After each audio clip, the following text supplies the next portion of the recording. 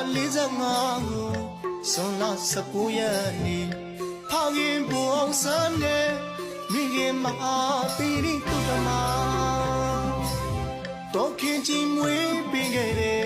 မြမပြည်ကြီးအတွက်ဆိုအဖို့ဖြတ်မရယတနာတစ်ပါးပါသူမနမီသူနမီတော်အောင်ဆန်းစိုးကြီးအမျိုးလဲမြတ်တယ်အချိုးလဲမတွက်တယ်မြမဆိုတော့ကဘာကပြီးအောင်ရိုးရထမိတ်လေးဝေခါကောင်းမဆိုလဲမြေခွေ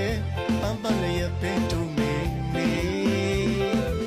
ရှင်ဝေသားပြည်သူများအပေါ်တလေးတစားနဲ့အမေအလေးထားတယ်အမြဲတမ်းနဲ့အမေဆုံးမတယ်စစ်မှန်သောမြတ်တရားကြောင့်ပြည်သူများရဲ့ချစ်ချင်းမြတ်တာကလေးတွေမကဘူးပါတီအောင်သူ့ကိုလေးအမေလို့ခေါ်ကြတယ်